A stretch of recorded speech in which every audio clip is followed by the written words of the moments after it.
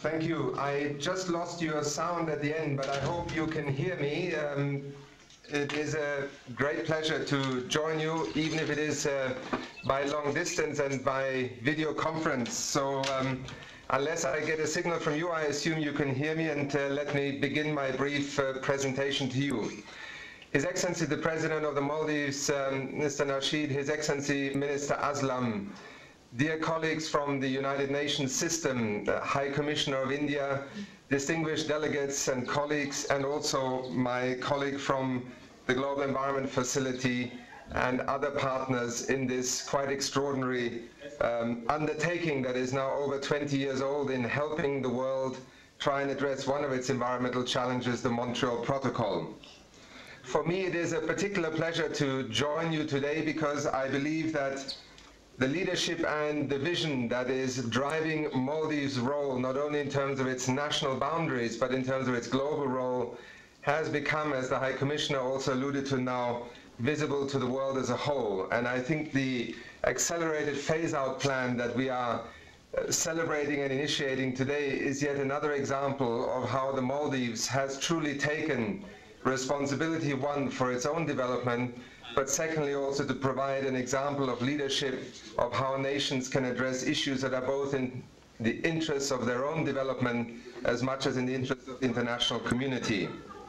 The accelerated plan put forward by the Maldives aims to phase out HCFCs by 2020, a full 10 years before the deadline that was set in the schedule for Article 5 countries. I think this in itself is an example of both the Maldives' commitment but also the ability of the Montreal Protocol and the Multilateral Fund to be flexible, adaptive, to raise its stakes as the possibilities to act become possible. I think it also represents an example of how the dual approach of addressing both the reduction of stratospheric ozone depletion and climate change challenges can go hand in hand. The plan alone, I'm told, will reduce the emissions of the Maldives by the equivalent of 130 million tons of CO2 by 2020. That is the equivalent of 26 million cars being taken off the road in the world for 1 year. If this is not an illustration of how David can show Goliath how it is being done, I don't know where else we would look. And I think it is truly an example that even in this period of sometimes frustration and skepticism towards the capacity of nations to work together, our ability to try out of Copenhagen to not lose a sense of perspective and possibility, but rather to regather our focus and our strength and learn the lessons that need to be learned. The initiatives that are being undertaken in the Maldives are a contribution that not only are of relevance to the future of the Maldivian economy, they are indeed a catalyst for many international initiatives. President of the Maldives has this year also been awarded the Champion of the Earth Award for 2010. I think it is yet another illustration of how you, Excellency, have taken both the possibility and the responsibility to provide leadership. And the Montreal Protocol is a wonderful platform on which to demonstrate what is possible if nations work together. Not only has it been a significant contribution to delaying global warming already over the 20 years that it has been part of the instruments that we have worked with in the international community, it is an agreement that is signed by all nations on the planet, in itself, I think, testimony to its effectiveness and its record over time. It is also one that has recognized the common but differentiated responsibility, the interplay between technology, regulatory and norm and standard setting and target setting, but also, and very importantly I emphasize this, also the financing partnership that is involved in it. For UNEP, it has been a privilege to be the lead partner with the Government of Maldives of trying to cooperate in the accelerated phase-out plan that you have now put in place.